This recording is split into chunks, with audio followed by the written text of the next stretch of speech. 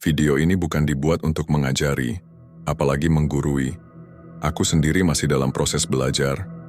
Justru lewat video ini, aku pengen ngajak kalian semua buat belajar bareng-bareng. Jadi, kalau ada yang kurang atau keliru, yuk saling ngingetin dengan cara yang baik. Kita sama-sama belajar, sama-sama tumbuh. Kalau kamu suka video ini,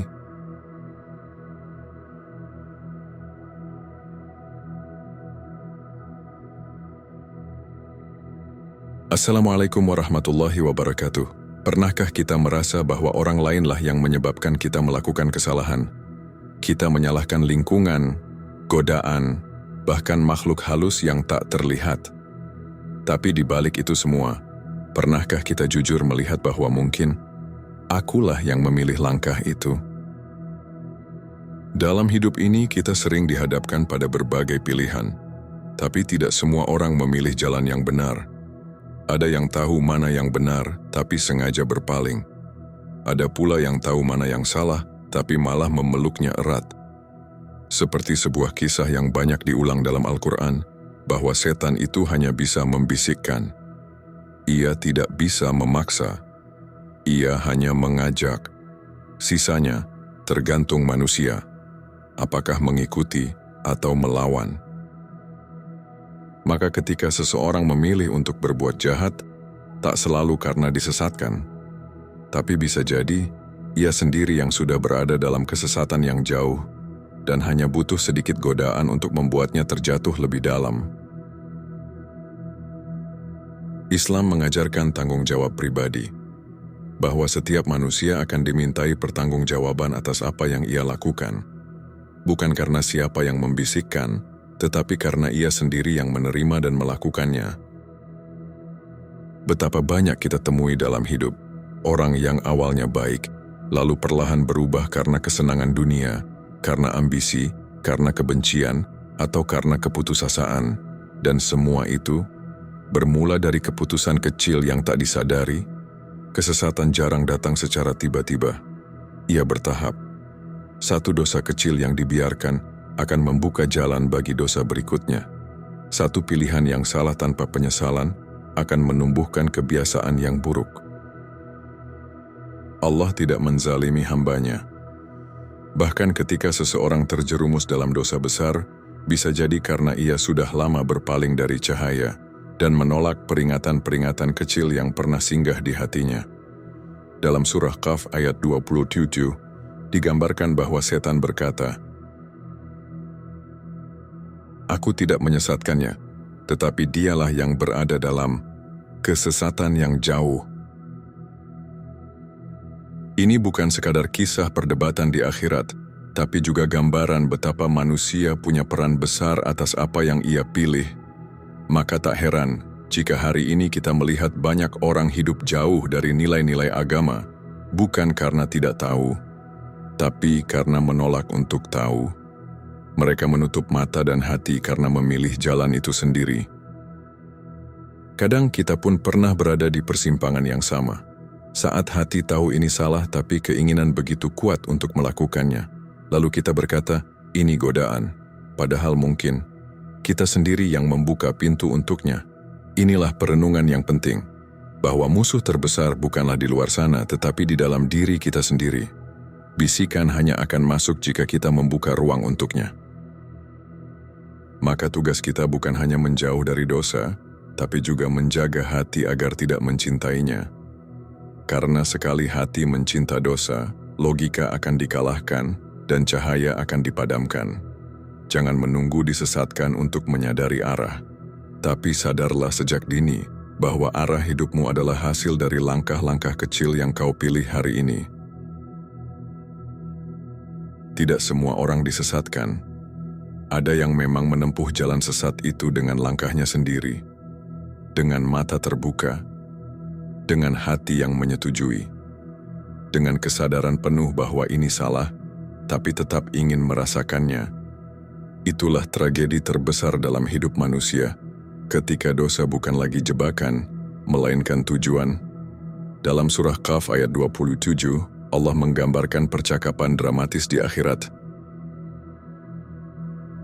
Yang menyertai setan berkata, Ya Tuhan kami, aku tidak menyesatkannya, tetapi dia sendiri yang berada dalam kesesatan yang jauh.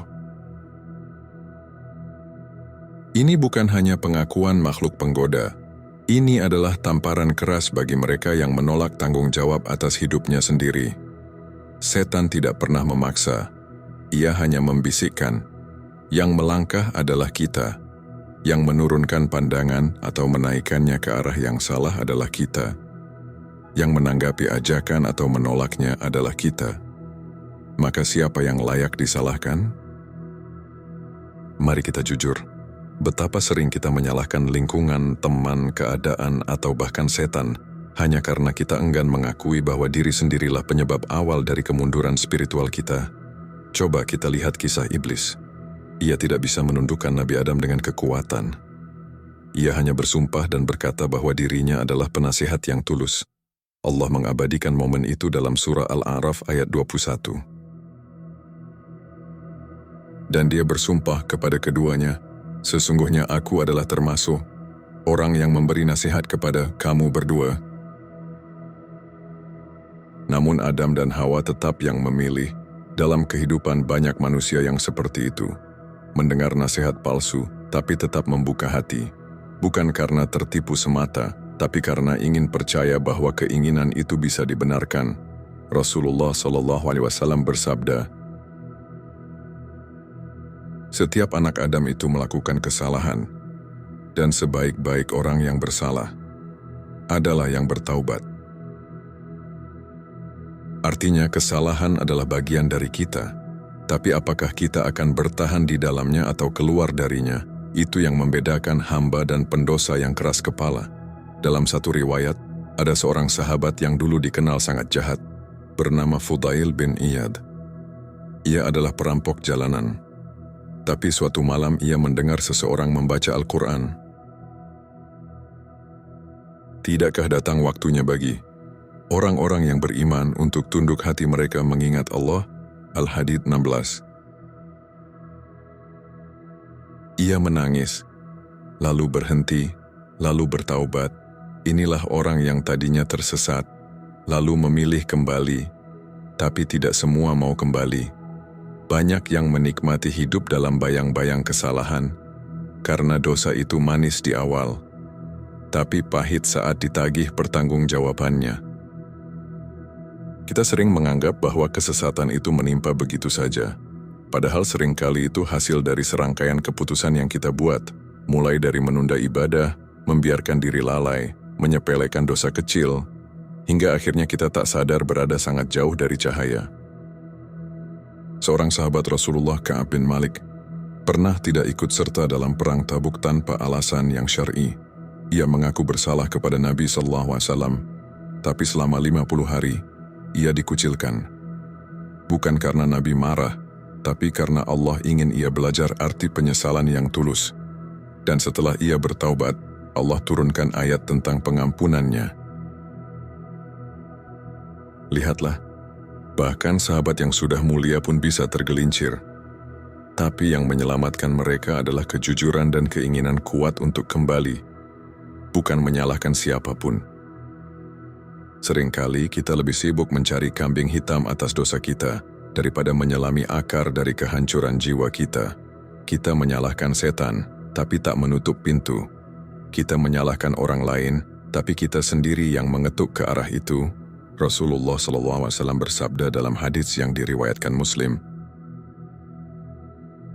surga dikelilingi hal-hal yang tidak disukai, dan neraka dikelilingi hal-hal yang disukai.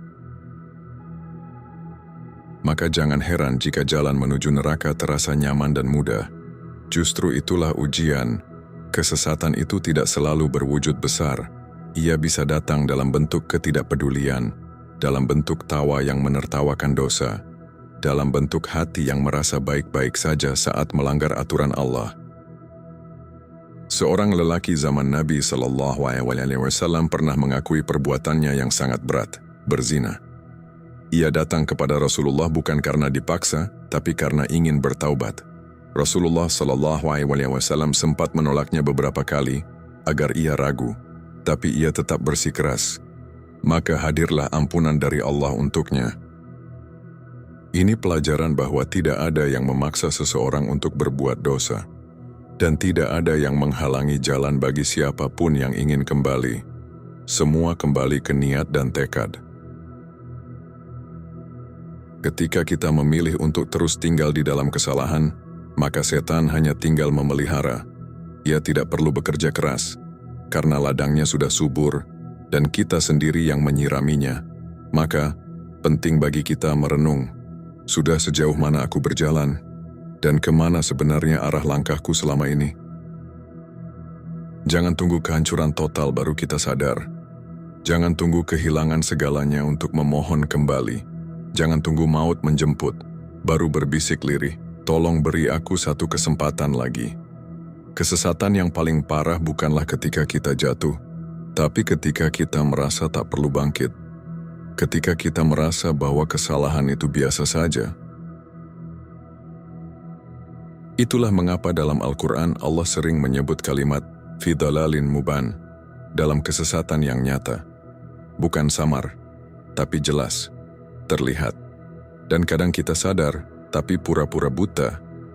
Allah tidak menzalimi hambanya, tapi banyak hamba yang menzalimi diri mereka sendiri. Mereka tahu mana yang benar, tapi memilih yang salah, karena terasa lebih mudah dan cepat memuaskan.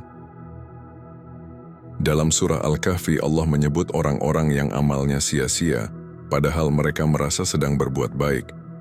Ini bukan karena mereka dibohongi, tapi karena mereka menolak untuk belajar dan memperbaiki niat. Sahabat, hidup adalah serangkaian pilihan. Setiap detik kita memilih, berbicara baik atau menyakiti, melihat yang halal atau yang haram, diam atau berzikir, melawan atau menyerah pada bisikan. Jangan tunggu kerusakan batin menumpuk, baru menangis di malam-malam panjang. Karena waktu tak selalu memberi kita ruang untuk kembali.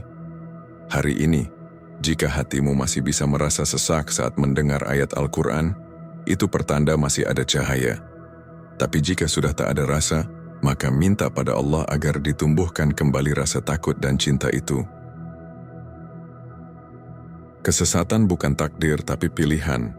Kita tidak lahir untuk menjadi pendosa, tapi kita memilih jalan yang membawa kita ke sana. Maka jangan bilang aku tidak punya pilihan, karena selalu ada jalan untuk pulang. Jika hari ini kamu merasa jauh, jangan biarkan dirimu terus menjauh. Karena semakin lama berjalan ke arah yang salah, semakin sulit untuk kembali. Tapi tidak pernah mustahil. Ingatlah bahwa setan akan ikut tersenyum saat kita berdalih.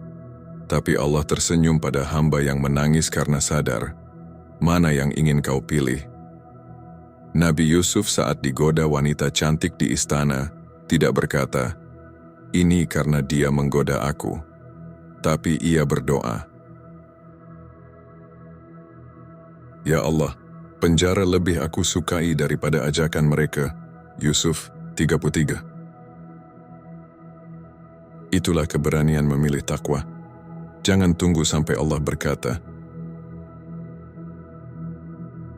"Sesungguhnya kami telah memperlihatkan jalan, ada yang bersyukur dan ada yang kufur." Al-Insan 3. Lalu kau tergolong dalam yang kedua. Lihat kembali hidupmu. Apa yang kamu izinkan tumbuh di dalam hatimu? Dosa atau cahaya? Apakah kamu merawat iman atau membiarkannya layu? Jika kamu merasa setan terlalu kuat, ingatlah satu hal. Ia hanya sekuat ruang yang kamu beri padanya. Jangan biarkan hidupmu menjadi argumen di akhirat seperti orang yang berkata, "Aku disesatkan." Lalu setan menjawab, "Bukan aku yang menyesatkanmu." Hari ini sebelum tidur, coba tanyakan pada dirimu, jika aku mati malam ini, apakah aku siap menghadap Allah dengan keputusan-keputusanku? Rasulullah SAW tidak pernah berhenti berdoa, "Ya Allah, tetapkanlah hatiku di atas agamamu." Padahal beliau adalah manusia paling suci. Maka kita yang penuh celah seharusnya lebih sering menangis memohon hal yang sama. Jangan biarkan hari-harimu berlalu tanpa pertobatan. Karena saat hati terbiasa dengan dosa, ia akan berhenti merasa bersalah. Dan itulah awal dari kehancuran jiwa. Kembalilah sebelum terlambat. Sebelum tak ada lagi waktu untuk menjelaskan dan tak ada ruang untuk menyesal. Allah selalu membuka pintu, tapi kamulah yang harus melangkah ke dalamnya. Semoga kita termasuk orang-orang yang sadar, yang memilih jalan pulang, yang menolak untuk dikendalikan hawa nafsu. Karena pada akhirnya, bukan siapa yang menggoda, tapi siapa yang memilih untuk mengikuti. Ya Allah, Tuhan yang membolak-balikan hati, teguhkanlah hati kami di atas kebenaran-Mu. Jangan biarkan kami terlena oleh dunia yang mempermanis dosa. Jangan biarkan kami menuduh makhluk lain atas pilihan buruk kami sendiri. Karena kami tahu, setiap langkah menuju kesesatan seringkali kami sendiri yang memulainya. Ampuni kami ya Rabb. Ketika kami tahu tapi enggan taat, ketika kami sadar tapi terus mengabaikan, ketika kami menangis bukan karena taubat, tapi karena kehilangan dunia, bimbing kami pulang, bersihkan hati ini dari kekerasan, lembutkan jiwa ini agar bisa tunduk kembali, dan izinkan kami menjadi hamba yang mencintai-Mu lebih dari segalanya. Ya Allah, jika kami pernah menempuh jalan yang salah, jangan tutup pintu-Mu untuk kami. Jika kami pernah menikmati ajakan setan, maka putuskan ikatan itu dan gantikan dengan cinta pada kebenaran-Mu. Ya Rahman, bukakan mata hati kami. Jadikan setiap detik hidup kami sebagai jalan menuju ridha-Mu. Dan jangan Engkau biarkan kami termasuk orang yang tersesat jauh, hingga akhirnya menyesal dan tak sempat kembali. Amin ya Rabbal Alamin. Sahabat, terima kasih telah bersama dalam perjalanan renungan ini.